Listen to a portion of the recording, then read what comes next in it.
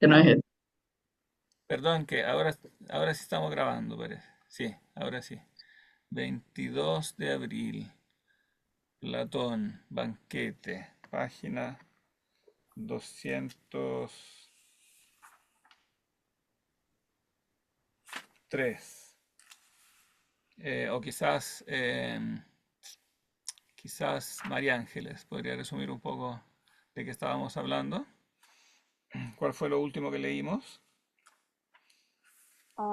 Estábamos hablando de la discusión que se tenía sobre, digamos, el origen de Eros Sí, y sobre de que, el nacimiento de claro, Eros. Sí, y era una discusión, no me acuerdo muy bien los personajes, entre Platón, creo que era Platón el que discutía eso. Platón es Mm, el autor, pero no participa él eh, directamente en el diálogo. no me acuerdo quién era el que discutía sobre eso, pero me ¿Quién es acuerdo que que había un generalmente, París, quién es que generalmente discuten los diálogos de Platón? Al menos Sócrates. uno siempre es Sócrates, ¿no? Pero en este Sócrates ya, caso, la interlocutora es fácil porque es la única, o sea, es la fácil única dialogar mujer. porque es la única mujer que participa. Mm, sí. Que era una sacerdotisa y quedamos en eso, en que ella le había dicho de que él era un intermediario entre los humanos y los dioses. Exacto. ¿Y cómo Como nació? eso yo no me acuerdo, eso se me borra. Daniela, ¿se acuerda? Oh. Ay, qué pregunta, profe, que me muestra. ¿Cómo nació? Se narra como un mito. Él narra un mito de cómo nació Eros, ¿no? Eh, Un mito que es diferente al mito tradicional, porque según el mito tradicional, Eros es hijo de Afrodita, la diosa de la belleza y del amor. Tengo Eh, entendido que había nacido por, creo que era Apolo, ¿no? Poros. Sí, aquí Pero el traductor de acá deja los nombres en griego, pero son nombres que tienen significados, ¿no? Y se podrían traducir. Poros era significa, Poro. poros significa quién es el papá. Eh, Que no iba Apolo. Fabián. Hola, profe. Hola. Sí. A ver, que no me acuerdo si te anoté. Fácil te anoté, Fabián.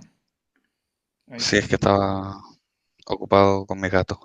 Ah, ya, Le estaba limpiando la Sí. arenera, perdón. ya.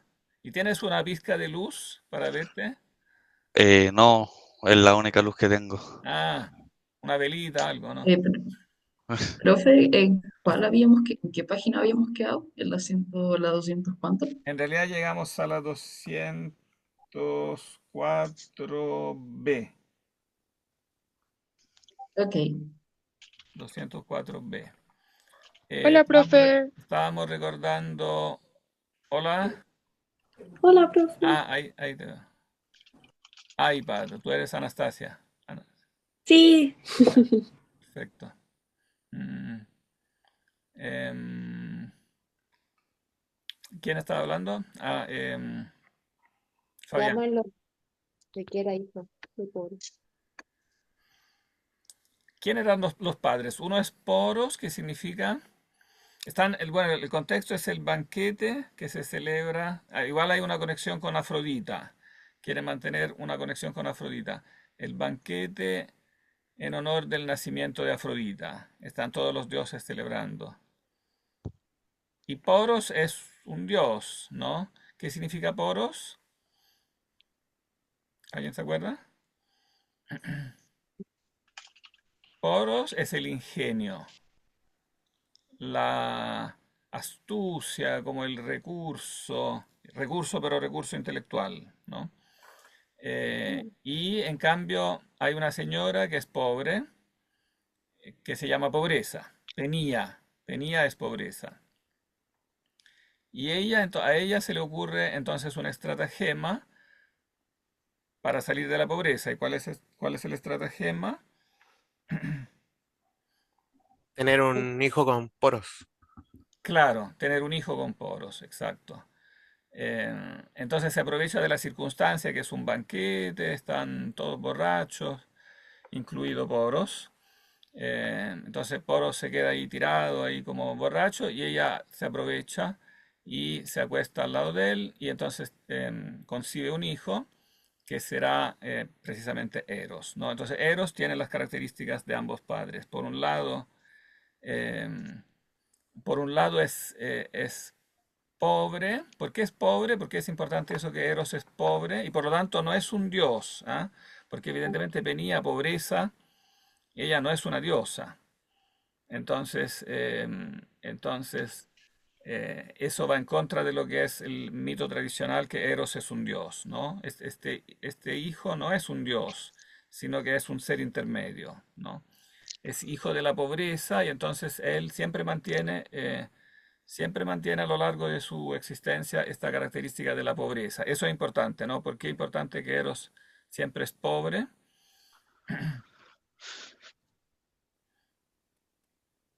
Era por la parte humana. ¿Mm? Era como por la parte humana. Sí, por la parte humana, exacto. ¿Y qué Y era significa eso? porque siempre buscaba la belleza, porque los perfectos no la tenían. Claro, porque en el fondo el buscar, el hecho de que Eros siempre busca, implica que tiene una carencia, tiene como una carencia estructural, ¿no? Y eso es un dato como antropológico muy importante, ¿no? Que está presentando Platón. El ser humano como que por estructura es pobre, o sea, tiene este impulso a buscar siempre más, ¿no? Eh, pero evidentemente Poros, o sea, el padre le hereda los recursos, la capacidad de buscar, o sea, como el ingenio, dice, es un hábil cazador, está siempre al acecho, tiene muchas habilidades, siempre entonces está consiguiendo cosas. Pero nunca está satisfecho, ese es el punto, ¿no? Por mucho que consigue cosas, siempre se le escapa, o sea, el aparente fin que consigue, parece que nunca tiene fin. O sea, se propone objetivos, pero esos objetivos nunca le satisfacen. Y esa es como en el fondo la característica curiosa, digamos, del animal humano, ¿no? Que el ser humano, claro, al igual que los otros animales, busca cosas, claro, también los otros animales cazan, buscan la comida, la reproducción, o sea, buscan, pero después están tranquilos, una vez que consiguen la comida y la reproducción, etcétera, una cueva donde cobijarse, una guarida, etcétera, están tranquilos, ¿no? En cambio nosotros no, nunca estamos tranquilos. O sea, por mucho que consigamos cosas, ¿no? Consigamos nuestros objetivos, nunca estamos tranquilos. Siempre inventamos algún nuevo recurso eh, para conseguir más, ¿no? Entonces, esa es la característica de Eros. Es como esta especie de impulso que nunca se satisface, que siempre va hacia más arriba y digamos, no parece tener un término esto. Ahí es donde entonces habíamos llegado. Entonces tampoco, esa es una cosa importante que también dice acá, no es un inmortal, por lo tanto, o sea, no es un dios, por lo tanto no es un inmortal, ¿no? Pero tampoco es mortal, porque precisamente busca como algo más allá, ¿no? Algo más allá que la propia vida mortal. Retomémoslo entonces de ahí. Página. mm, sí, 204. C. ¿Quién va a ser Diotima? Ah, perdón, que voy a anotar, me faltó anotar. Anastasia, ¿cuál era tu apellido?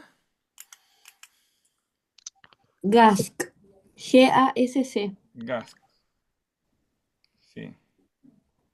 Después, Noemí, ¿cuál era tu apellido?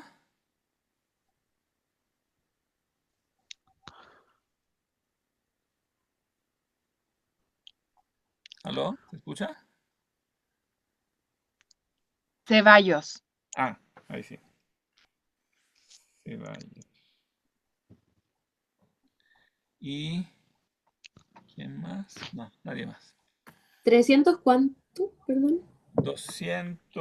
Ah, sí. 204C, donde dice... no, partamos de 204C, porque ese es como el punto, el ultimísimo concepto que habíamos visto. Como en la mitad del discurso, o sea, como en el final del discurso, cuando dice, en cuanto a lo que tú pensaste que era Eros, le está diciendo Sócrates, no hay nada sorprendente. Tú creíste, según me parece deducirlo de lo que dices, que Eros era lo amado y no lo que ama. ¿Encontraron? Como Yo todavía no, profe. en la mitad de la página 250 del libro,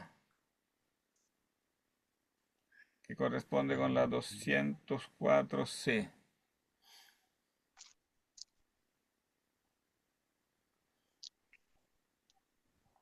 Creo que lo encontré, profe. ¿Encontraste? ¿Tú creíste, según me parece deducirlo, esa parte de Eso, lo que dice lo que está abajo? Que sí, era ser amado. exacto, ahí, sí.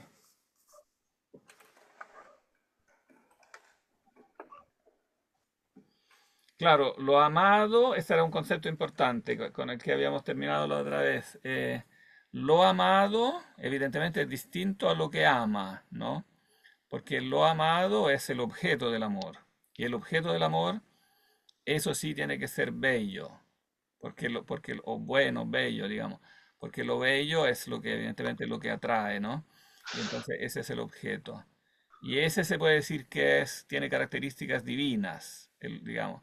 Después lo explicará mejor. Pero Eros, en cambio, el amante, el que ama, ese representa, digamos, en el fondo la búsqueda, ¿no? Eros en cuanto que es el deseo, ¿no? La traducción literal de Eros sería esa, deseo, o sea, un amor de deseo, en el sentido de deseo de poseer, ¿no? Deseo de poseer el bien, ¿no? Sigue entonces de ahí, sigue leyendo de ahí. Por esta razón, oh, ¿quieres seguir tú, Augusta? Y alguien más te contesta. Este que está hablando es Sócrates, ¿eh? No, perdón. No, este que está hablando es Diotima, el que le responde es Sócrates.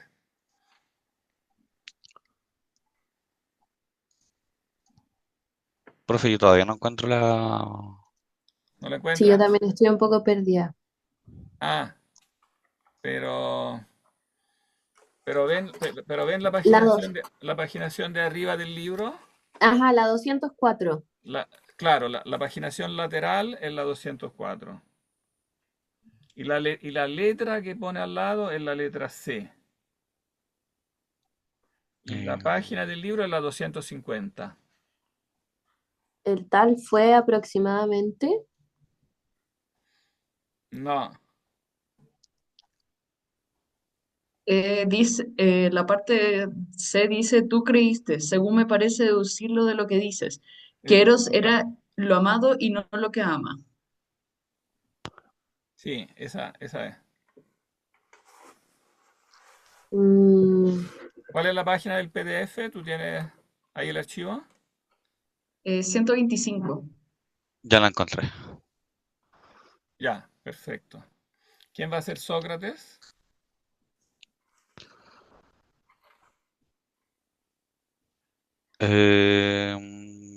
¿Yo puedo ser? Tú, el único hombre. Ah, no, también está César. Después vamos a hacer trabajar también a César. Eh, ya. Sí, perfecto. Sigue nomás. Entonces, Sí, sí, le toca todavía una frase a Augusta, donde dice, por Por, esta es- razón, ya. Por esta razón, me imagino, te parecía Eros totalmente bello, pues lo que es susceptible de ser amado es también lo verdaderamente bello, delicado, perfecto y digno de ser tenido por dichoso, mientras que lo que ama tiene un carácter diferente, tal como yo lo describí. sea así, extranjera. Dije yo entonces, pues habla bien, pero siendo Eros de tal naturaleza, ¿qué función tiene para los hombres? Esto, Sócrates, dijo, es precisamente lo que voy a intentar enseñarte a continuación. Eros efectivamente es como he dicho y ha nacido así, pero a la vez es amor de las cosas bellas, como tú afirmas. Mas, si alguien nos preguntara, ¿en qué sentido Sócrates y Diotima es Eros amor de las cosas, es Eros amor de las cosas bellas? O así, más claramente, el que ama las cosas, las cosas bellas desea. ¿Qué desea? Que lleguen a ser suyas. Pero esta respuesta, dijo, exige aún la siguiente pregunta. ¿Qué será de aquel que haga suyas las cosas bellas? Entonces le dije que todavía no podía responder de repente a esa pregunta. Bien, dijo ella. Imagínate que alguien haciendo un cambio y empleando la palabra bueno en lugar de bello, te preguntara, veamos, Sócrates, el que ama las cosas buenas desea. ¿Qué desea? Que lleguen a ser suyas. ¿Y qué será de aquel que haga suya las cosas buenas? Esto ya puedo contestarlo más fácilmente. Que será feliz. Por la posesión, dijo, de las cosas buenas. En efecto, los felices son felices y no hay necesidad de añadir la pregunta de por qué quiere ser feliz el que quiere serlo, sino que la respuesta parece que tiene su fin. Tienes razón. Ahora bien, es voluntad y deseo. ¿Crees que es común a todos los hombres y que todos quieran poseer siempre lo que es bueno? ¿O cómo piensas tú? Así, que es común a todos. ¿Por qué entonces, Sócrates, no decimos que todos aman, si realmente todos aman lo mismo y siempre, sino que decimos que unos aman y otros no? También a mí me asombra eso. Pues no te asombres, ya que, de hecho, hemos separado una especie particular de amor y, dándole el nombre del todo, denominamos amor, mientras que para las otras especies usamos otros nombres. Como por ejemplo, Lo siguiente, tú sabes que la idea de creación, eh, no voy a intentar pronunciar eso, Sí, sí, intenta, es intenta, algo múltiple. porque hace un juego de palabras que si no, no se entiende. Es que no sé si eso es una I o una L, por eso no quiero intentar pronunciarlo. Ah, creo que lo que pasa dice Polesis, poiesis, ¿o es no? claro, es que una I con un acento. Entonces hay que ah, pronunciar poiesis, poiesis, poiesis. poiesis.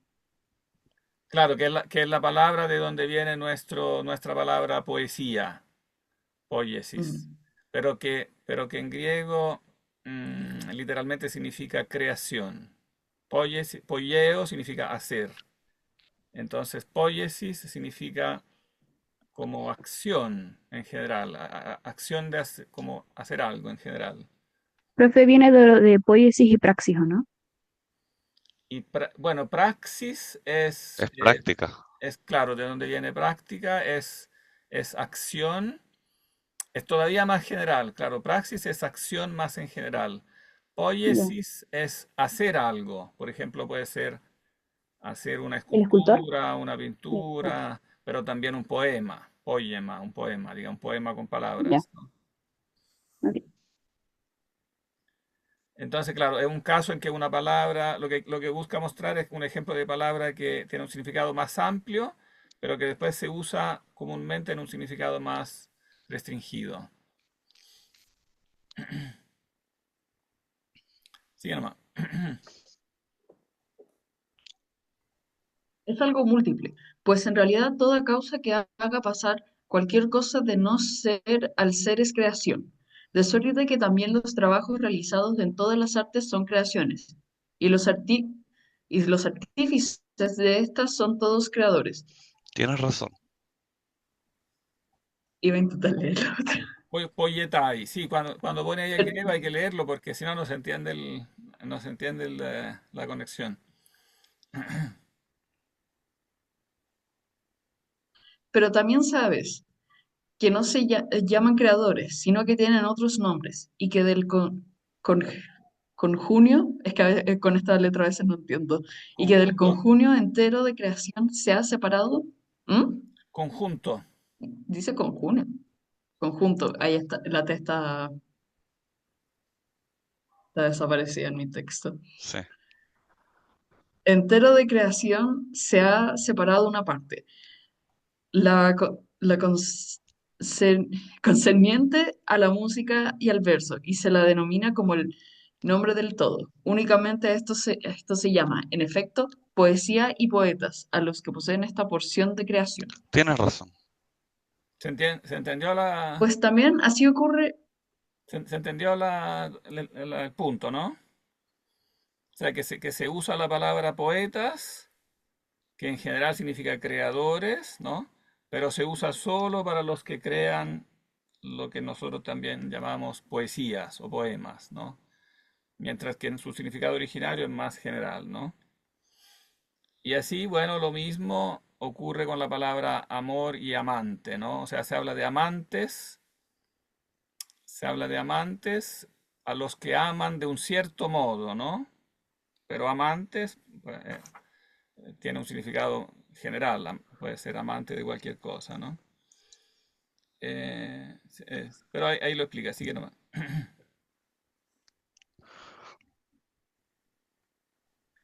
¿quién sigue?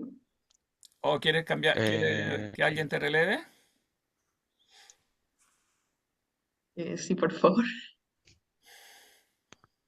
¿Quieres leer? Yo feliz, pero todavía no logro encontrarlo. Como que me Ah, aparecen las páginas cambiadas igual. O sea, me fui cambiada. como a las 125 y... Pero 125 del archivo. sí, pero en la 125 del archivo es mi 250 del texto. Correcto. sí, es más bajo, en la 126 Ahora pasamos al del Ah, PDF. siguiente. En la que dice 252, el primer párrafo. Claro. ya, buena. Ahí Estaba sí. súper confundida. Gracias. Ya. ¿Quieres leer tú, Anastasia? Profe, yo puedo leer. ¿O Noemí? Ya, perfecto. Después sigo yo. Ya. Noemí parte donde dice entonces, pues bien. Eh, Pues bien, así ocurre también con el amor. Es general todo deseo de lo que es bueno y de ser feliz.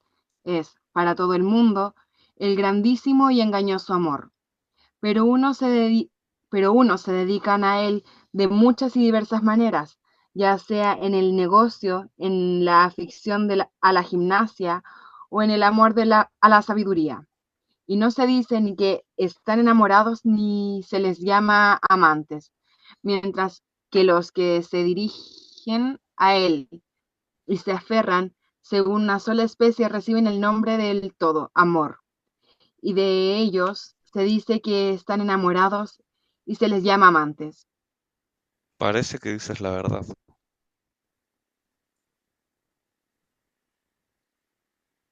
¿Sigo yo? Sí, Sí, sí, sí, le toca Ah. a Diotima.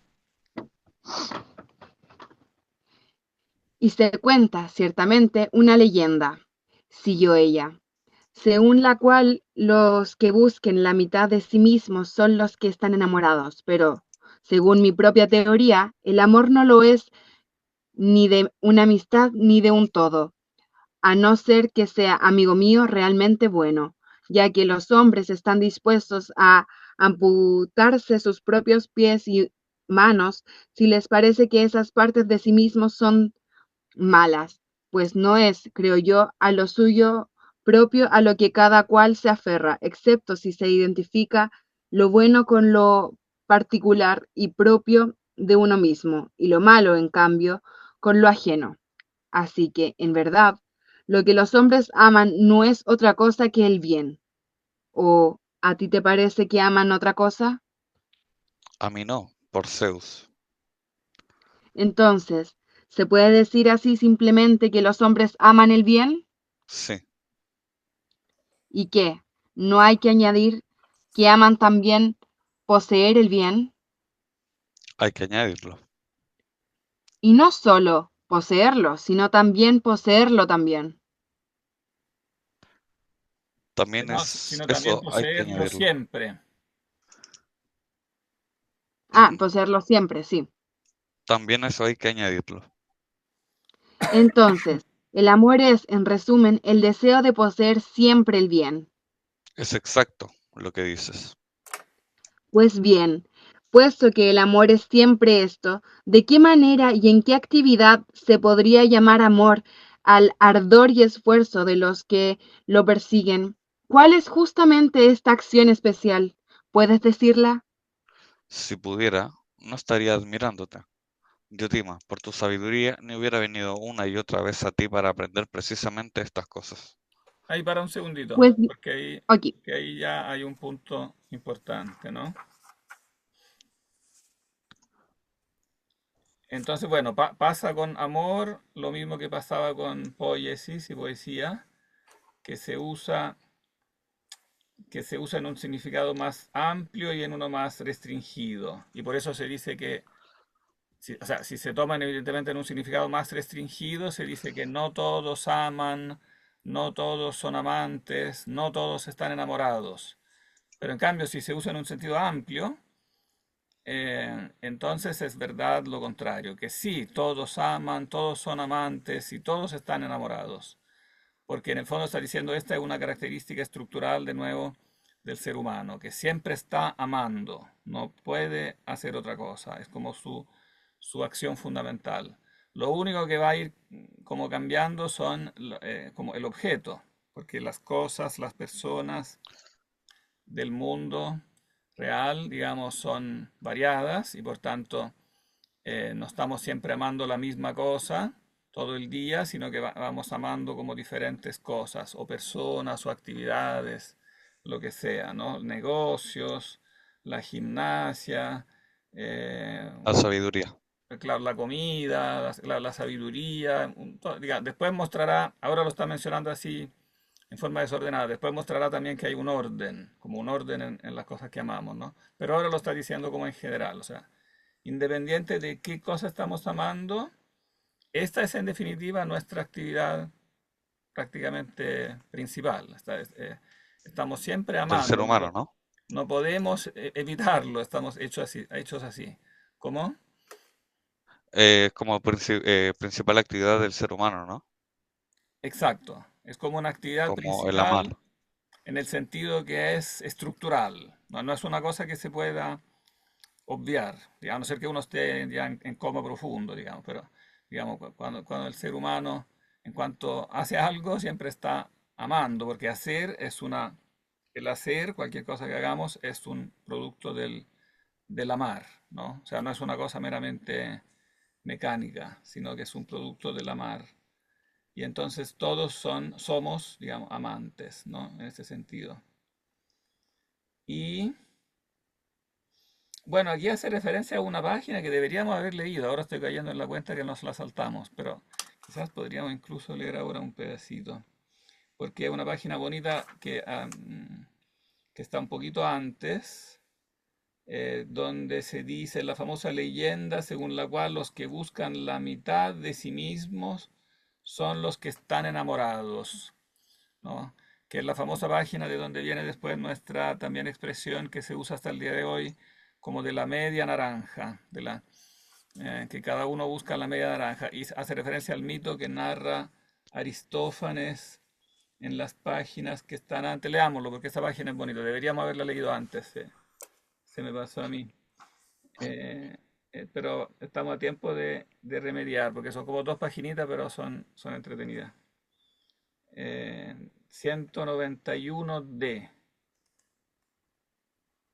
que correspondería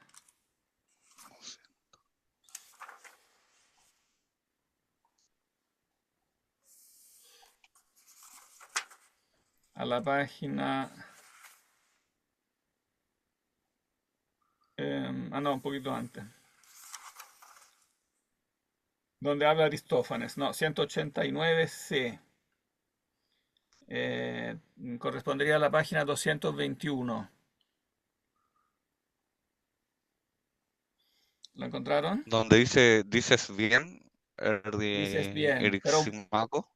pero como a la mitad de la página, donde dice efectivamente Erixímaco. Ah, ya lo encontré. Aquí cambian los personajes, pero Fabián, si tú quieres, aquí el que habla es Aristófanes. Si quieres, puedes leer tú esa parte. Bueno, Porque él ahí cuenta, aquí no hay diálogo porque es todo un discurso que hace Aristófanes. Bueno, una sola palabra sobre quién era Aristófanes. Quizás Augusta sabe quién era Aristófanes o no. Porque Aristófanes es un personaje famoso, en la historia. En la Me historia, suena mucho el nombre. en la historia de la literatura particularmente. Tú eres de literatura, ¿no? Sí, Entonces tienes que saber quién era Aristófanes. ¿No sabes? ¿No? ¿No te suena? no, me suena el nombre, por eso estoy, me suena, pero no me viene, me suena como un nombre que tuvimos en general entre uno de los, porque aparte, creo que en la universidad sí que otros también probablemente van a poder ver que también tuvimos ética y creo que su nombre también fue mencionado entre medio. En ética, puede ser. Pero en literatura griega, ustedes tienen algo de literatura griega también, ¿no? Tenemos literatura antigua, sí. Claro, pero seguramente privilegian en literatura griega la tragedia, los trágicos. En cambio, Aristófanes es Sí, un autor de comedias. Es el más famoso de los autores de comedias de la Atenas clásica, digamos. Escribió muchas comedias y tuvo un gran éxito. Escribió más de 100 comedias que tuvieron, casi todas ganaron el premio ahí cuando se hacía la competencia. Y bueno, nos han quedado solamente 11 hasta el día de hoy. Pero las 11 son muy buenas, vale la pena leer. Es un autor que hasta el día de hoy se lee sin problema, digamos. Son muy divertidas las comedias de Aristófanes. Y, mm, y bueno, y aquí está invitado en este banquete. Recuerden que en el banquete el dueño de casa es un autor trágico, es un autor de tragedias. Pero uno de los interlocutores es precisamente Aristófanes, que es autor de comedias. Entonces también Platón aprovecha la circunstancia para hacer como dialogar la comedia con la tragedia en esta como obra literaria aquí que él compone con el banquete. Ahora, esta relación que tiene, la relación que tiene Platón y Sócrates, sobre todo con Aristófanes, también tiene su lado trágico. A pesar que Aristófanes es un autor de comedias, sin embargo, también hay una comedia de Aristófanes muy famosa que son Las nubes, donde pasa algo bien trágico y que tenía que ver precisamente con Sócrates, porque Aristófanes pone en escena una comedia donde se burla de Sócrates, como uno de los personajes, uno de los sofistas, uno de los sabios que andan embaucando a los jóvenes, que tienen la cabeza entre las nubes y desvían a los jóvenes. No voy ahora a resumir la comedia porque ahora nos desviaría demasiado.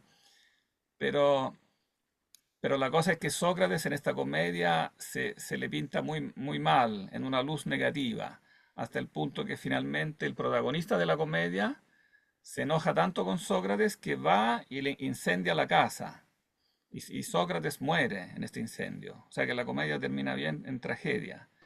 Y eso no sería nada, sino que eso es efectivamente lo que le pasa a Sócrates, ¿no? Porque finalmente Sócrates lo condenarán a muerte, precisamente por toda una serie como de acusaciones y prejuicios y rumores de los cuales también Aristófanes se había hecho como el portavoz. Entonces, de hecho, Sócrates, cuando después se defenderá en el proceso donde después lo condenarán a muerte, él mencionará diciendo que mi primer acusador fue Aristófanes, ¿no? Como un par de décadas antes. La comedia de las nubes es como anterior, es como 20 años anterior al proceso de Sócrates, ¿no? Pero es como una anticipación trágica, si bien es una comedia que también es muy divertida, pero una anticipación trágica de lo que realmente le va a pasar después a Sócrates, del drama, digamos, de Sócrates. Bueno, a pesar de eso, Platón aquí lo pone en escena, conversando. Platón, que obviamente está al tanto de todo lo que le había pasado después a Sócrates, aquí lo pone en escena como uno de los personajes del diálogo aquí en el banquete y uno de los más divertidos también, porque como él es cómico, también su discurso es como entretenido. Bien. Lee nomás entonces el discurso de Aristófanes. efectivamente, Eryxímaco, tengo la intención de hablar de manera muy distinta a como tú y Pausianas habéis hablado, Pues a mi parecer los hombres no se han percatado en absoluto del poder de Eros, puesto que si se hubiesen percatado le habrían levantado los mayores templos y altares y le harían los más grandes sacrificios, no como ahora, que no existe nada de esto relacionado con él, siendo así que debería existir por encima de todo, pues es el más filántropo de los dioses, al ser auxiliar de los hombres y médico de enfermedades, tales que, una vez curada, habría la mayor felicidad para el género humano. Intentaré, pues, explicaros su poder y vosotros seréis los maestros de los demás. Pero primero, es preciso que conozcáis la naturaleza humana y las modificaciones que ha sufrido, ya que nuestra antigua naturaleza no era la misma de ahora, sino diferente. En primer lugar, tres eran los sexos de las personas, no dos, como ahora, masculino y femenino, sino que había además un tercero que participaba de estos dos, cuyo nombre sobrevive todavía, aunque el mismo ha desaparecido. El andrógino. En efecto, era Andrógeno. entonces una cosa andrógino. En efecto, era entonces una sola cosa en cuanto a forma y nombre, que participaba de uno y de otro, de lo masculino y de lo femenino, pero ahora no es sino un nombre que yace de la ignominia. En segundo lugar, la forma de cada persona era redonda en su totalidad, con la espalda y los costados en forma de círculo, tenía 4 manos, mismo número de pies que de manos, y 2 rostros perfectamente iguales sobre un cuello circular, y sobre los 2 rostros, situados en direcciones opuestas, una sola cabeza, y además 4 orejas, 2 órganos sexuales y todo lo demás como uno puede imaginarse. A tenor de lo dicho, caminaba tan bien recto como ahora, en cualquiera de las 2 direcciones que quisiera, pero cada vez que se lanzaba a correr velozmente, al igual que ahora, los acróbatas dan volteretas circulares haciendo girar las piernas hasta la posición vertical. Se movía en círculo rápidamente, apoyándose en sus miembros, que entonces eran 8. Eran 3 los sexos y de esta característica, porque los masculinos eran originalmente descendientes del Sol, lo femenino de la Tierra y lo que participaba de ambos de la Luna, pues también de la Luna participaba de uno y de otro. Precisamente eran circulares ellos mismos y su marcha por ser similares a sus progenitores. Eran también extraordinarios en fuerza y vigor, y tenían un inmenso orgullo, basta el punto de que conspiraron contra los dioses. Y lo que dice Homero de Esfialtes y de Oto, se dice también de ellos, que intentaron subir hasta el cielo para atacar a los dioses. Entonces, Zeus y los demás dioses deliberaban sobre qué debían hacer con ellos y no encontraban solución, porque ni podían matarlos y exterminar su linaje, fulminándolos con el rayo como a los gigantes, pues entonces se les habrían esfumado también los honores y sacrificios que recibían de parte de los hombres, ni podían permitirles tampoco seguir siendo insolentes. Tras pensarlo detenidamente, dijo al fin Zeus, me parece que tengo el medio de cómo podría seguir existiendo los hombres y a la vez cesar de su desenfreno haciéndolo más débil. Ahora mismo dijo, los cortaré en 2 mitades a cada uno de estas formas, serán a la vez más débiles y más útiles para nosotros por más numerosos. Andarán rectos sobre 2 piernas y si nos parece que todavía perduran en su insolencia y no quieren permanecer tranquilos, de nuevo, dijo, los cortaré en 2 mitades, de modo que caminarán dando saltos sobre una sola pierna. Dicho esto, cortaba cada individuo en 2 mitades, como los que cortaban las cervas y los ponen en conserva, o como los cortan los huevos con crines. Y al que iba cortando ordenaba a Apolo que volviera su rostro y la mitad de su cuello en dirección del corte, para que el hombre, al ver su propia división, se hiciera más moderado, ordenándole también curar lo demás. Entonces Apolo volvía al rostro y juntando la piel de todas partes en lo que ahora se llama vientre, como bolsas cerradas con cordel, la ataba haciendo un agujero en medio de lo que llaman precisamente ombligo. Alisó las otras arrugas en su mayoría y modeló también el pecho con un instrumento parecido al de los zapateros, cuando alisan sobre la horma los pliegues de cueros, pero dejó unas pocas en el vientre mismo y al ombligo, para que fueran un recuerdo del antiguo estado. Así pues, una vez que fue seccionada en 2 formas original, añorando cada uno de su propia mitad, se juntaban con ella y rodeándose con las manos y entrelazándose uno con otro, deseosos de unirse en una sola naturaleza, morían de hambre y de absoluta inacción, por no querer hacer nada separados unos de otros. Y cada vez que moría una de las mitades y quedaba la otra, la que quedaba buscaba otra y se enlazaba con ella, ya se tropezara con la mitad de una mujer entera, lo que ahora precisamente llamamos mujer, ya que con la de un hombre y así seguía muriendo. Compadeciéndose, entonces Zeus inventa otro recurso y traslada sus órganos genitales hacia la parte delantera, pues hasta entonces también estos lo tenían por fuera y engendraban y parían no los unos en los otros, sino en la tierra, cigarras. De esta forma, pues cambió hacia la parte frontal sus órganos genitales y consiguió que mediante esto tuviera lugar la generación en ellos mismos, a través de lo masculino en lo femenino, para que si en el brazo se encontraba hombre con mujer, engendraran y siguieran existiendo la especie humana. Pero si se encontraba varón con varón, hubiera al menos satisfacción de su contacto, descansaran, volvieran a sus trabajos y se preocuparan de las demás cosas de la vida. Desde hace tanto tiempo, pues es el amor de los unos a los otros innato en los hombres y restaurador de la antigua naturaleza, que intenta ser uno solo de dos y sanar la naturaleza humana. Por tanto, cada uno de nosotros es un símbolo de hombre, al haber quedado seccionado en dos de uno solo, como los lenguados. Por esta razón, precisamente, cada uno está buscando siempre su propio símbolo. En consecuencia, cuantos hombres son secciones de aquel ser del sexo común que entonces se llama andrógino, son aficionados a la mujer y pertenecen también a este género la mayoría de los adúlteros. Y proceden también de él cuando las mujeres a su vez son aficionadas a los hombres y adúlteras, pero cuántas mujeres son sección de mujer no presentan mucha atención a los hombres, sino que están más inclinadas a las mujeres. Y de este género proceden también las lesbianas, cuanto por el contrario son sección de varón, persiguen a los varones mientras son jóvenes al ser rodajas de varón, aman a los hombres y se alegran de acostarse y abrazarse. Estos son los mejores entre los jóvenes y adolescentes, ya que son los más viriles por naturaleza. Algunos dicen que son unos desvergonzados, pero se equivocan, pues no hace esto por desvergüenza, sino por audacia, hombría y masculinidad, abrazando lo que se es similar a ellos. Y una gran prueba de esto es que ellos, llegados al término de su formación, los de tal naturaleza son los únicos que resultan valientes en los asuntos políticos.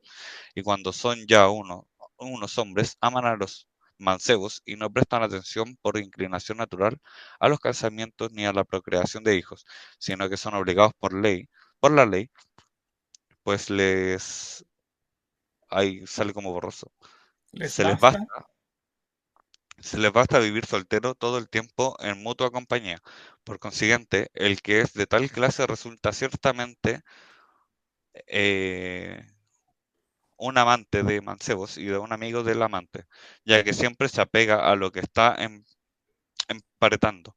Pero cuando se Parentado. encuentra con aquella, parentado, pero cuando se encuentra con aquella auténtica mitad de sí mismo, tanto el pederasta como cualquier otro quedan entonces maravillosamente impresionados por afecto, afinidad y amor, sin querer, por así decirlo, separarse uno de otro, ni siquiera por un momento. Estos son los que permanecen unidos en mutua compañía a lo largo de su vida, y ni siquiera podrían decir que desean conseguir realmente uno de otros, pues a ninguno se le ocurriría pensar que ello fuera el contacto de las relaciones sexuales y que precisamente por esto el uno se alegra del estar en compañía del otro con tan gran empeño. Antes bien, es evidente que el alma de cada uno desea otra cosa que no puede expresar, si bien adivina lo que quiere y lo insinúa enigmáticamente. Y si mientras están acostados juntos se presentara Hefesto con sus instrumentos y le preguntara, ¿qué es realmente lo que queréis, hombre, conseguir uno del otro? Y si al verlos perplejos volvieran a preguntarles, ¿acaso lo que decíais es estar juntos lo más posible del uno del otro, de modo que ni de noche ni ese día os separéis el uno del otro? Si realmente deseáis esto, quiero fundiros y soldaros en uno solo, de suerte que siendo dos lleguéis a ser uno. Y mientras viváis como si fuerais uno solo, viváis los dos en común.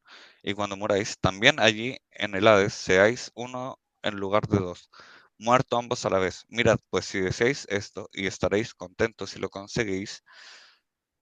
Al oír estas palabras sabemos que ninguno se negaría ni daría a entender que desea otra cosa, sino que simplemente creería haber escuchado lo que en realidad anhelaba hacía tiempo, llegar a ser uno solo de dos, juntándose y fundiéndose con el amado.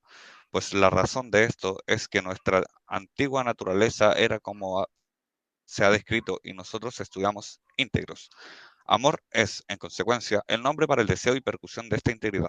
Antes, como digo, éramos uno, pero ahora por nuestra iniquidad hemos sido separados por la divinidad como los arcadios, por los lacedemonios. Existe pues el temor de que si no somos mesurados respecto a los dioses, podamos ser partidos de nuevo en dos y andemos por ahí como los que están esculpidos en relieve en las estelas, cerrados en dos por la nariz, convertidos en téseras.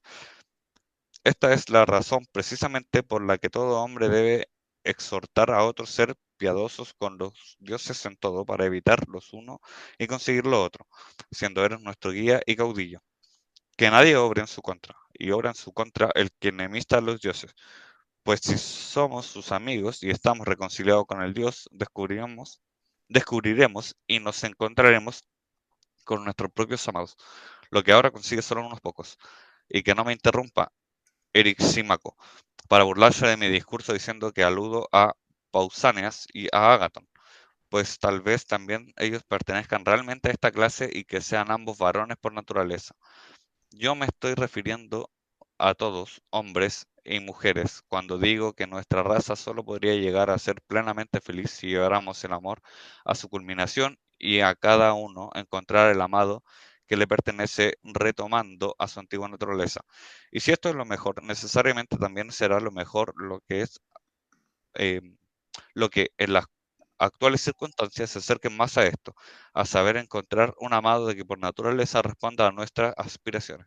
Por consiguiente, si celebramos el Dios causando de esto, celebraríamos con toda justicia a Eros, que en el momento actual nos preocupa los mayores beneficios para llevarnos a lo que no es afín y nos proporciona para el futuro las mayores esperanzas de que, si mostramos piedad con los dioses, nos hará dichosos y plenamente felices tras restablecernos en nuestra antigua naturaleza y curarnos. Ahí termina, sí. Ahí fue un poquito largo, pero conveniente leerlo todo entero y comentarlo todo junto. ¿Quién quiere resumir? ¿Qué les llamó la atención? Que Profe, ¿me permite ir a buscar agua? Que quedé medio seco. quedaste seco. Ya, sí, adelante. Permiso.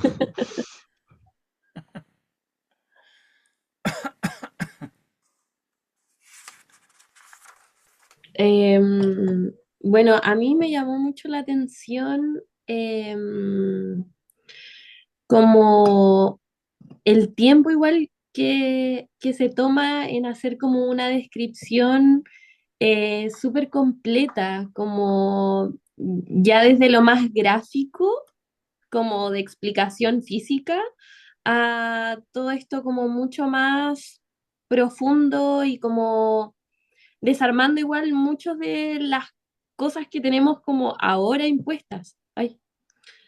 Entonces me sorprendió mucho eso, cosas que ahora mismo como que estamos como atrasados en eso, en ese momento como verlo con tanta claridad y como con tanta definición en todos los aspectos para poder como entenderlo de la mejor manera.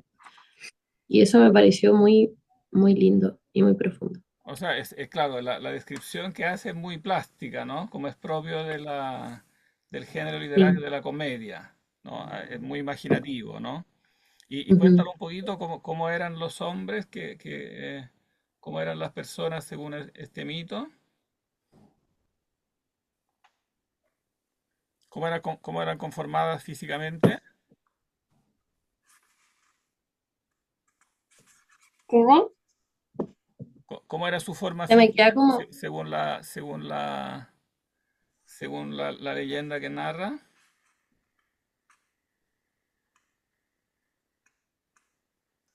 Hay como un origen de los seres humanos que eran de un cierto modo y después sufren un trauma, un cambio, ¿no? Parece que se lo está pegando, sí, pero ¿Cómo? profe, si se le está pegando, parece a la Anastasia, como que se buguea. Ah, se quedó pegada Anastasia. Sí, Ah, ya, yo no. no, usted no.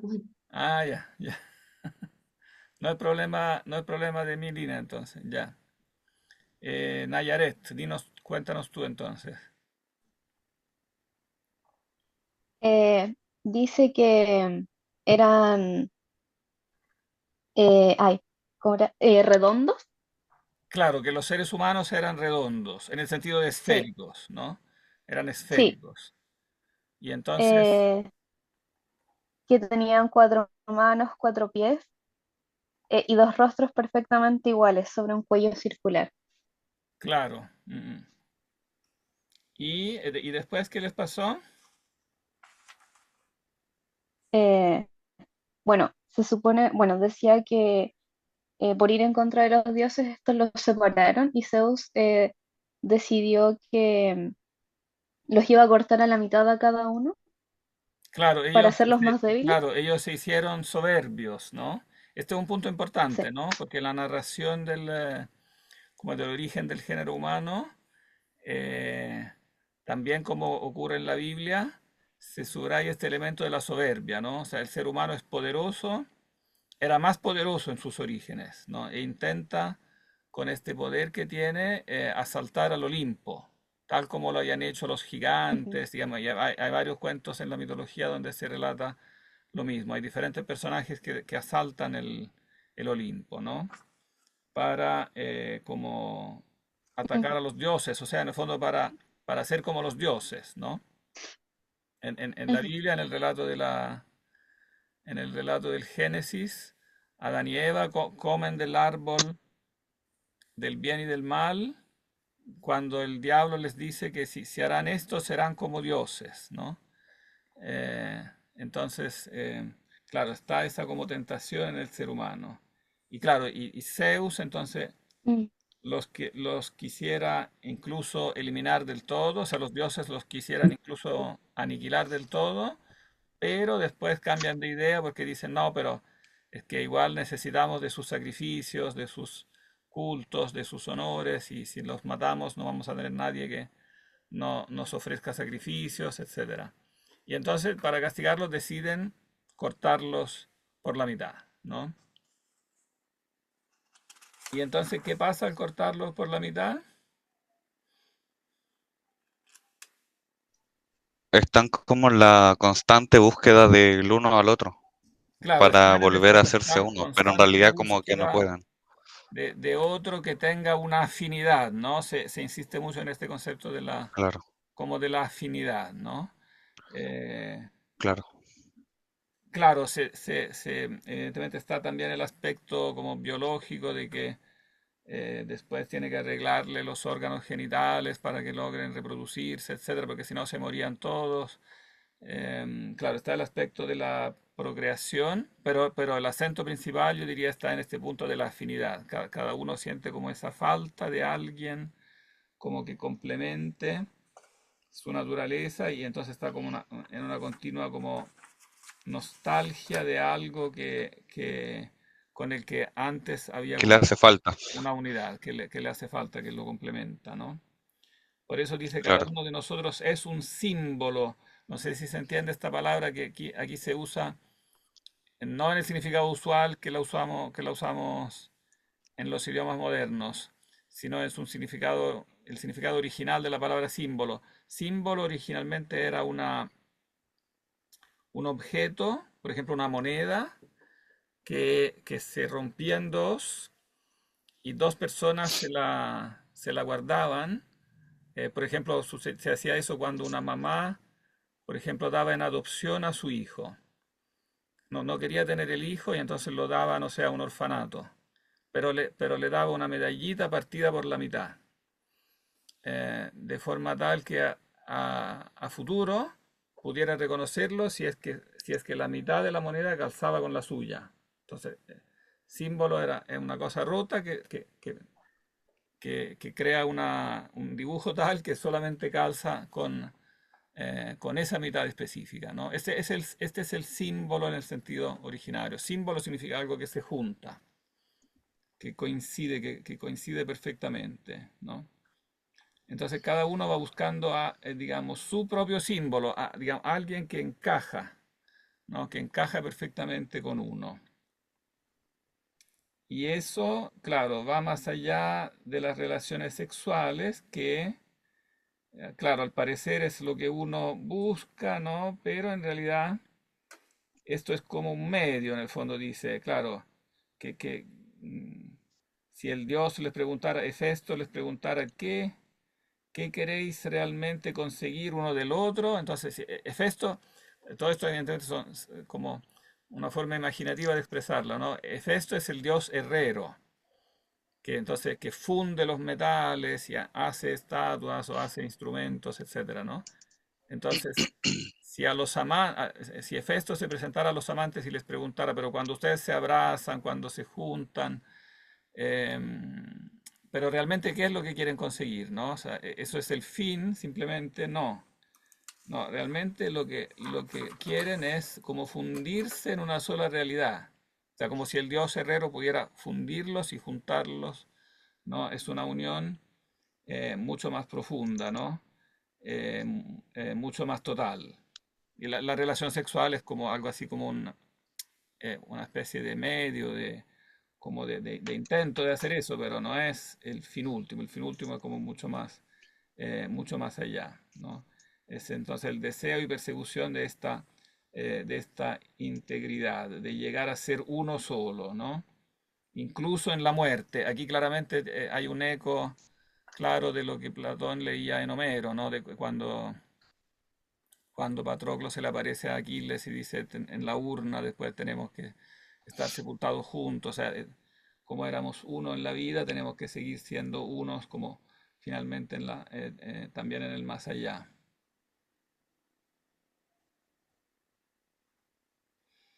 Y bueno, junto con eso está evidentemente también, eso es como su propio, digamos, un aspecto particular también como de su visión, esta defensa de la homosexualidad, ¿no? Porque ¿en qué Sí. sentido él defiende la homosexualidad? Reconociendo que claramente hay un debate, ¿no? O sea, algunos dicen que no está bien, pero yo sí creo que está bien. Pero, ¿cuál es qué defensa le da? Creo Dice que que la se... explica. Ah, bueno, Perdón. dale nomás. ¿Mm? No, como que da la explicación de los distintos pares, no sé, como juntes, y en particular de los hombres, a mí como que me encantó porque dice que se vuelven como más varoniles aún, como deseando y queriendo como lo que ellos mismos son, Ah, claro, claro, sí, es un punto importante. Bueno, como ahí hay un en esa cierto, profundización del amor y del deseo, como me pareció muy potente. Eso, perdón. claro, pero ahí está algo que para nosotros sería políticamente incorrecto, que es como en el fondo la superioridad del varón, ¿no? O sea, como que el varón se enamora de otro varón porque el otro varón es superior, o sea, no va a poder encontrar en una mujer lo mismo que encuentra en el varón porque como que el varón está a otro nivel, ¿no? Eh, claro, no. Bueno, y eso para él tiene también una importancia política, ese es un punto importante, ¿no? Que claramente es un reflejo de lo que era también la importancia en la época de la amistad en política, o sea, de los círculos de los amigos en política que formaban estas amistades muy, muy estrechas. Eso era evidentemente un elemento importante dentro de la vida política, ¿no? Podían conseguir cosas, eran como una especie se llamaban etairía y nosotros podríamos traducirlo como sociedades, como clubs, una cosa así. Eran como clubs o pequeñas, como nosotros diríamos pequeñas sectas o pequeñas sociedades donde se tramaban digamos, los planes de la política. Claro, y aparece entonces la homosexualidad, sobre todo masculina, como este elemento importante en el aspecto político. Y claro, en el fondo está una idea de la procreación como meramente, como del matrimonio, no muy, no muy buena. O sea, la idea del matrimonio no es muy profunda. El matrimonio es algo así como una necesidad de la procreación, digamos, pero no va a llevar ni a no pareciera que vaya a llevar a una amistad muy profunda con el cónyuge, ni que necesite tampoco una especial afinidad o que lleve a una especial. O sea, no hay nada de lo que nosotros, en el matrimonio, de lo que nosotros llamamos como afinidad o romanticismo, etcétera. Eso no está muy valorado, ¿eh? Pero eso, repito, evidentemente esto era problemático, por eso a él también hay evidentemente personas que debatían eso, ¿eh? Era un punto, era un punto, digamos, conflictivo también. Mm, Lo que sí no está, también para hacer la, digamos, la comparación con lo que entendemos ahora, no está esa idea que es moderna del matrimonio igualitario, cosas por el estilo. O sea, no tienen, esto no, digamos, la relación homosexual es una relación de amistad, que nada tiene que ver con el matrimonio o con una unión como que tenga que ver con la familia o con una cosa por el estilo, ¿eh? Mm, Bien. Oh, pero todo esto, ahora cuando lo retoma, entonces después Diotima se refiere a esto en la parte que estábamos leyendo antes, mm, como que le está haciendo también una corrección. Volvamos ahora a la página 200, que era 205, ¿no? Donde decía, se cuenta una leyenda según la cual los que buscan la mitad de sí mismos son los que están enamorados, ¿no? En el fondo aquí Diotima le está planteando una corrección a lo que dice Aristófanes. Está diciendo, según mi propia teoría, el amor no es ni de una mitad ni de un todo, a no ser que sea realmente bueno. O sea, como que amplía más allá de lo que puede ser el discurso de la afinidad con alguien en particular. El amor visto más en general es, digamos, se define como eh, amor de lo bueno. Lo que amamos es lo bueno más en general, ¿no? Más allá de algo como personal, más allá de... Porque toda la parte de Aristófanes en el fondo tiene algo, claro, nos suena muy moderno, yo diría sobre todo por eso, por este tema que ha pasado a ser muy, muy fuerte en nuestra cultura a partir del romanticismo, del movimiento romántico del siglo XIX, como de la afinidad, que cada uno busca lo afín, ¿no? Que en el siglo XIX fue una cosa muy, también muy discutida, porque ponía en discusión mucho de lo que era el uso del matrimonio, como se concebía tradicionalmente, que no incluía necesariamente casarse con una persona afín en muchas cosas, que con la que se pudiera hacer una amistad especialmente profunda, porque obedecía tradicionalmente a muchas cosas que eran meramente prácticas. O sea, uno se casaba con el que era más práctico al final, casarse, ¿no? Más allá que buscar una amistad. Pero los románticos, precisamente uno de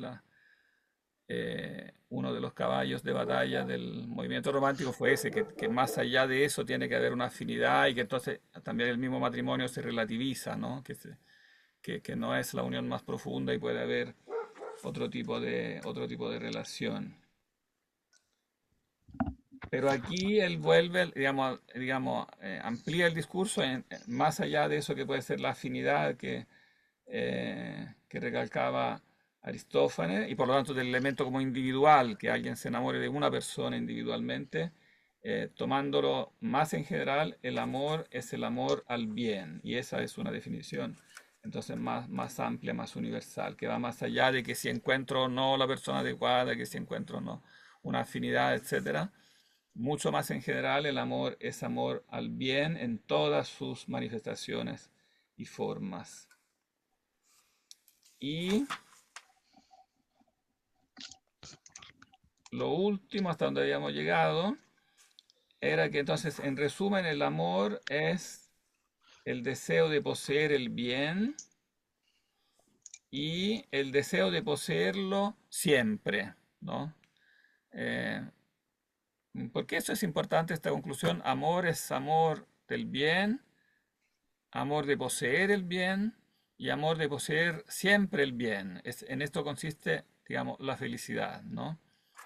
Eh, ¿Por qué es importante esto de poseerlo y de poseerlo siempre? ¿Por qué insiste en eso? A mí se me hace una idea que lo puedo conectar con como el fin acto humano, que es buscar la felicidad. Claro, porque esto tiene Eh, un nexo eh, estructural con lo que definimos como la felicidad, ¿no? Claro. O Yo sea, creo buscamos que, el bien para poseerlo, pero la posesión del bien es aquello que da la felicidad, ¿no? Ujú. yo creo que algo va para mí en la misma línea de pensamiento. El hecho de que para muchos la búsqueda la búsqueda de la felicidad es Claro. para lo que muchos es, no sé, es como el sentido, por así decirlo, de sus vidas, por así decirlo. ¿Cómo, No, cómo no no, sé no, si no, se entiende. no entendí? De nuevo. Ah, Para muchas personas eh, es el sentido de la vida o lo que uno debería hacer, por así decirlo, es la búsqueda de la felicidad, que al fin y al cabo es la forma de tener una vida completa, si sigue siendo hasta el día de hoy, lo era antes, una vida feliz. Entonces, eso es lo que yo supongo que también tiene que ver el hecho de, a lo que hoy es que la razón por la que tiene que ver, ay, no sé si me estoy explicando bien. o sea, no, sí, sí, Eh, sí, sí. Está diciendo que la búsqueda del bien últimamente es la búsqueda de la felicidad y que esa sí, búsqueda no admite una pregunta más allá. O sea, más allá de eso no hay nada. No hay necesidad de añadir la pregunta de por qué quiere ser feliz el que quiere serlo, ¿no? sí, O sea, Mm. no hay nada más allá. El fin es sí, poseer el bien y eso se define como la felicidad. El bien es lo que nos hace felices, pero la felicidad incluye un elemento de estabilidad. Es poseerlo, pero poseerlo siempre, ¿no? Mm. No sería felicidad el sí. poseerlo así de una forma temporal, ¿no? Eh, Profe, No sería la mayor felicidad, diría yo, más allá de no es felicidad, la verdad. es que, claro, se entiende felicidad en el sentido estricto, como no algo Ujú. parcial, sino como algo total, algo que satisface completamente, que no deja nada más que desear. ¿Qué decías? yo quería agregar también que me hacía pensar esto siempre en esta, como una cosa que se dijo en la clase anterior, que era como esta palabra de trascender. Sí, claro. Eh, Aquí, de hecho, aquí empieza, yo diría, precisamente aquí en el discurso, este elemento de la trascendencia, porque evidentemente esto del buscar poseer siempre el bien, ¿no? Es algo que se conecta directamente con el deseo de la inmortalidad, ¿no? O sea, la felicidad implica este elemento de la eternidad, de la inmortalidad. Por eso también en la relación, incluso en la relación de amistad, en lo que veíamos en Aquila y Patroclo, estaba esa idea de, claro, de la unión como más allá de la muerte, ¿no? Como que es algo que implica la, la inmortalidad, que es la posesión del bien, y por tanto también la estabilidad de este bien que se posee. Este bien que es objeto de deseo tiene que ser algo estable. Y entonces no puede ser meramente algo que cambia, ¿no? No puede ser meramente algo del mundo que cambia. Tiene que ser un objeto estable que se posee de un modo permanente, ¿no? Y de ahí entonces empieza el análisis de eso, como de en el fondo la búsqueda de la búsqueda de la inmortalidad. ¿Qué hora es? Alcanzamos a leer toda una paginita.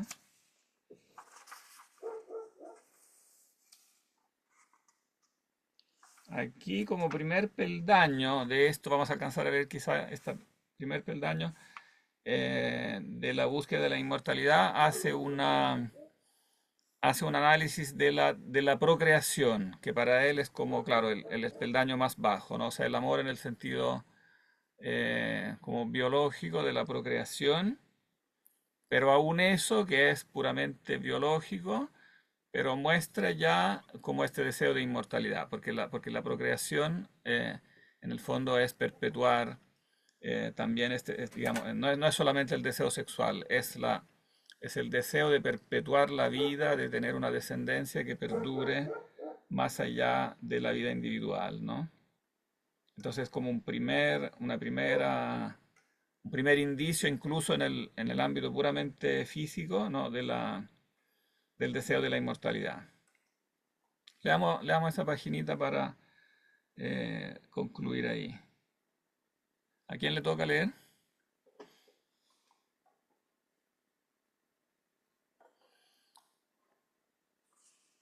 Fabián no, porque ya lo explotamos suficiente. ¿Es de la misma César, le toca página a que César. quedamos al Igual inicio? puedo, Y pero Anastasia. Anastasia, entonces, eso, volvemos a cuál. volvemos a... retomamos del libro en la 254. Perfecto. ¿Hay que añadirlo? Mm, En el pues yo te lo diré. pues sí, pues yo te lo Ah, diré, ok, dijo ella. Ella es Diotima, entonces Anastasia puede ser Diotima ok, y César es Sócrates. ok. Pues yo te lo diré. Esta acción especial es efectivamente una procreación en la belleza, tanto según el cuerpo como según el alma. Lo que realmente quieres decir necesita adivinación, pues no lo entiendo. Pues te lo diré más claramente. Impulso creador. Sócrates tienen en efecto todos los hombres, no solo según el cuerpo, sino también según el alma. Y cuando se encuentran en cierta edad, nuestra naturaleza desea procrear, pero no puede procrear en lo feo, sino solo en lo bello. La unión de hombre y mujer es efectivamente procreación y es una obra divina, pues la fecundidad y la reproducción es lo que da inmor- lo que de inmortal existe en el ser vivo que es mortal. Pero es imposible que este proceso llegue a producirse en lo que es incompatible, perdón, sí, incompatible Incompatible. e incompatible, perdón, e incompatible es lo feo con todo lo divino, mientras que lo bello es en cambio compatible. Así pues, la belleza es Moira y la ilitia del nacimiento. Por esta razón, cuando lo que tiene impulso creador se acerca a lo bello, se vuelve propio y se derrama contento, procrea y engendra. Pero cuando se acerca a lo feo, ceñudo y afligido, se contrae en sí mismo, se aparta, se encoge y no engendra, sino que retiene el fruto de su fecundidad y lo soporta penosamente. De ahí, precisamente, que al que está fecundado y ya abultado, le sobrevenga el fuerte arrebato por lo bello, porque libera al que lo posee de dos de los grandes dolores del parto, pues el amor, Sócrates, no es amor de lo bello como tú crees, Pues, ¿qué es entonces? amor de la generación y procreación en lo bello. Sea así. Por supuesto que es así. Ahora bien, ¿por qué precisamente de la generación? Porque la generación es algo eterno e inmortal en la medida que pueda existir en algo mortal. Y es necesario, según lo acordado, desear la inmortalidad junto con el bien, si realmente el amor tiene por objeto la perpetua posesión del bien. Así pues, según se desprende de este razonamiento, necesariamente el amor es también amor de la inmortalidad. Todo esto, en efecto, me enseñaba siempre que hablaba contigo sobre cosas del amor, pero una vez me preguntó, sigo yo, ¿qué crees tú, Sócrates, que es la causa de ese amor y ese deseo? ¿O no te das cuenta de en qué terrible estado se encuentran todos los animales, los terrestres y los alados cuando desean engendrar? Como todos ellos estaban enfermos y amorosamente dispuestos, en primer lugar, en relación con su mutua unión, y luego en relación con el cuidado de la prole, como, como por ella están prestos no solo a luchar, incluso los más débiles contra los más fuertes, sino también a morir, como ellos mismos están consumidos por el hambre para alimentarla y así hacen todo lo demás. Si bien podrían pensarse que los hombres hacen esto por reflexión respecto a los animales. Sin embargo, ¿cuál podría ser la causa de semejantes disposiciones amorosas? ¿Puedes decírmela? Y una vez más yo le decía que no sabía. ¿Y piensas llegar en algún día experto en las cosas del amor si no entiendes esto? Pues por eso, precisamente, Diotima, como te dije antes, he venido a ti, consciente de que necesito maestros. Dime, por tanto, la causa de esto y de todo lo demás relacionado con las cosas del amor. Pues bien, si crees que el amor es por naturaleza, amor de lo que repetidamente hemos convenido, no te extrañes, ya que en este caso, y por la misma razón que en el anterior, la naturaleza mortal busca, en la medida de lo posible, existir siempre y ser inmortal. Pero solo puede serlo de esta manera, por medio de la procreación, porque siempre deja a otro ser nuevo en lugar del viejo. Pues incluso en el tiempo en el que se dice que vive cada una de las criaturas vivientes y que es la misma, como se dice, por ejemplo, que es el mismo un hombre desde su niñez hasta que se hace viejo. Sin embargo, aunque se dice que es el mismo, ese individuo nunca tiene en sí, en sí las mismas cosas, sino que continuamente renueva y pierde otros elementos, en su pelo, en su carne, en sus huesos, en su sangre y en todo su cuerpo. Y no solo en el cuerpo, sino también en el alma, los hábitos, caracteres, opiniones, deseos, placeres, tristeza, temores. Ninguna de estas cosas jamás permanece la misma en cada individuo, sino que unas nacen y otras mueren. Pero mucho más extraño todavía que esto es que también los conocimientos no solo nacen unos y mueren otros en nosotros, de modo que nunca somos los mismos, ni siquiera en relación con los conocimientos, sino que también le ocurre lo mismo a cada uno de ellos en particular. Pues lo que se llama practicar existe porque el conocimiento sale de nosotros, ya que el olvido es la salida de un conocimiento. Mientras que la práctica, por el contrario, al implantar un nuevo recuerdo en lugar del que se marcha, mantiene el conocimiento hasta el punto de que parece que es el mismo. De esta manera, en efecto, se conserva todo lo mortal, no por ser siempre completamente lo mismo, como lo divino, sino porque lo que se marcha y ya está envejecido deja en su lugar otra cosa nueva semejante a lo que era. Por este procedimiento, Sócrates, lo mortal participa de inmortalidad, tanto el cuerpo como todo lo demás. Es inmortal en cambio, no, lo inmortal, en cambio, participa de otra manera. No te extrañes, pues si todo ser estima por naturaleza su propio vástago, pues por causa de inmortalidad ese celo y ese amor acompaña a todo ser. Hasta ahí. Hasta ahí, porque ahí termina el discurso acerca de la procreación, o sea, de la procreación en el cuerpo, porque después va a hablar de la procreación en el alma, ¿no? Que es Perfecto, el peldaño superior, ¿no? ¿Y qué sí. dice entonces de la procreación en el cuerpo?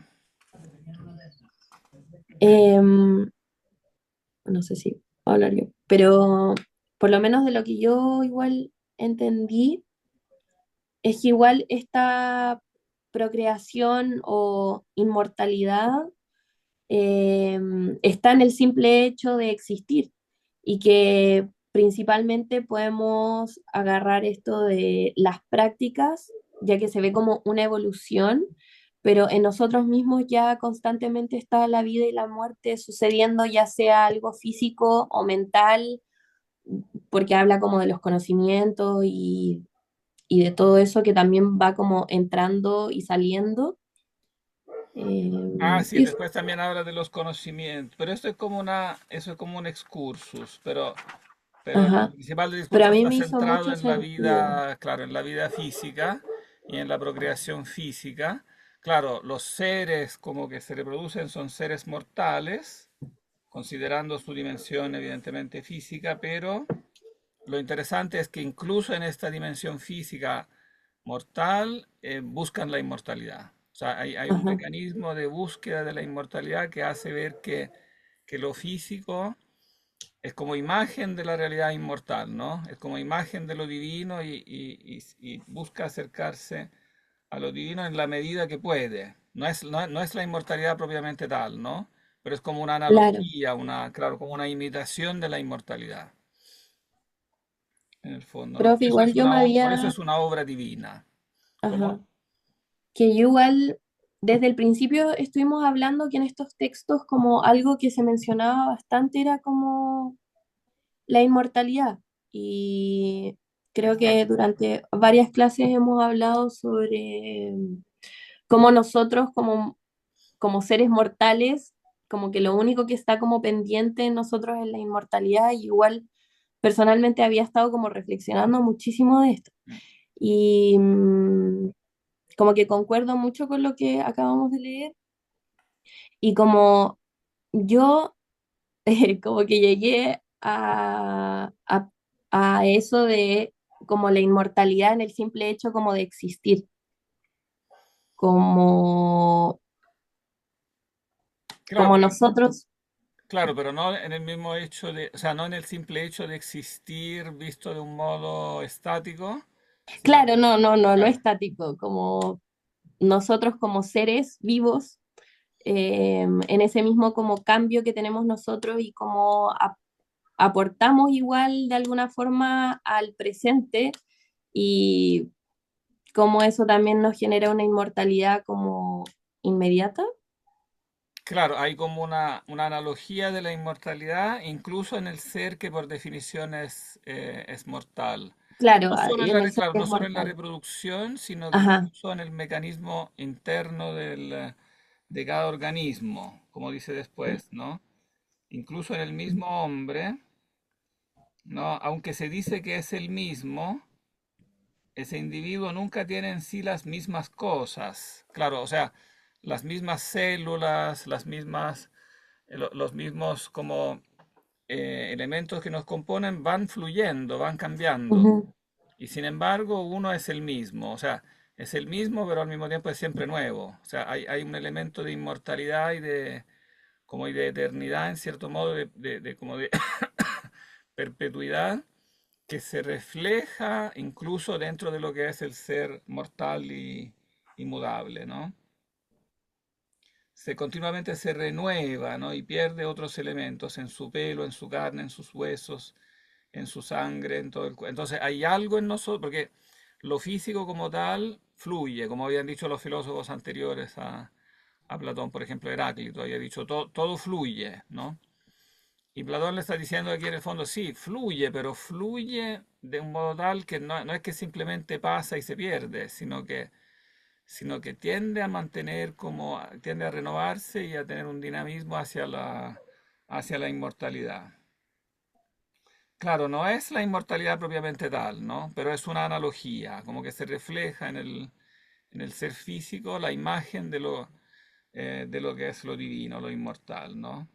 ajá, De esta manera se conserva todo lo mortal, no por ser siempre completamente lo mismo, como lo divino. O sea, lo divino es lo eterno, lo que es siempre completamente lo mismo, ¿no? Sino porque lo que se marcha y está envejecido deja en su lugar otra cosa nueva, semejante a lo que era. Claro, y interesante que eso pasa no solo en la reproducción, sino que ya antes en la propia... ¿puede repetir el de se conserva lo mortal? ¿Cómo? Que dijo se conserva lo mortal. Yo te que lo estaba anotando. Ah, ahora no me acuerdo. ¿Cómo había empezado la frase? Pero era lo que estaba leyendo acá. Dijo se conserva lo De esta mortal. manera se conserva todo lo mortal, no por ser siempre completamente lo mismo como lo divino. Claro, lo mortal no es eterno por definición, sino porque lo que se marcha y está ya envejecido deja en su lugar otra cosa nueva, semejante a lo que era. Y eso pasa en la reproducción, pero ya antes pasa en la vida biológica del propio organismo. O sea, que como que se van reproduciendo las células y se van renovando, pero dentro de algo que se mantiene una identidad. Porque nosotros decimos que somos nosotros, pero no somos nosotros siempre los mismos tomados materialmente, ¿no?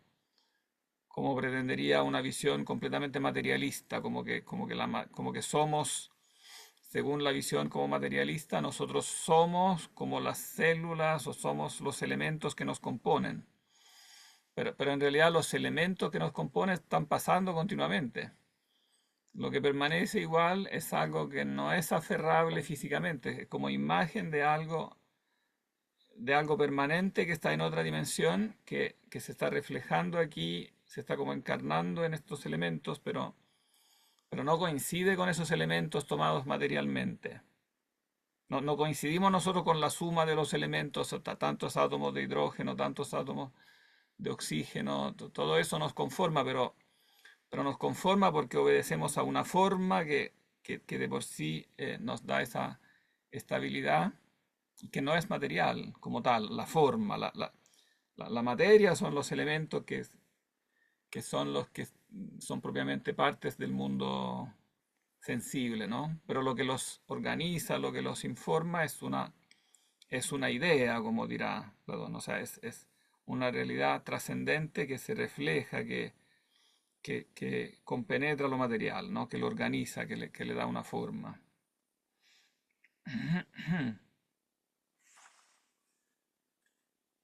Bien. Después pasa lo del hambre, pero eso ya va a ser después un discurso largo, así que yo creo que conviene dejarlo aquí por hoy día. Habíamos dicho que la prueba iba a ser la subsiguiente, ¿no?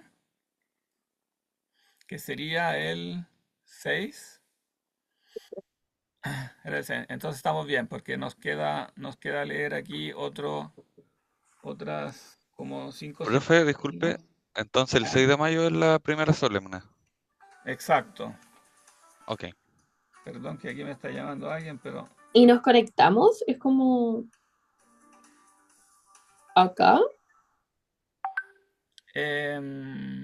para la prueba no es necesario conectarnos, no, sino que yo les voy a mandar, como en la hora les voy a mandar las preguntas simplemente. Y solamente va a durar la hora, ¿no? ¿La prueba? Va a durar, o sea, sí, puede tener un margen, puede ser hasta No, como las 12, una cosa así. Ah, ah, ok.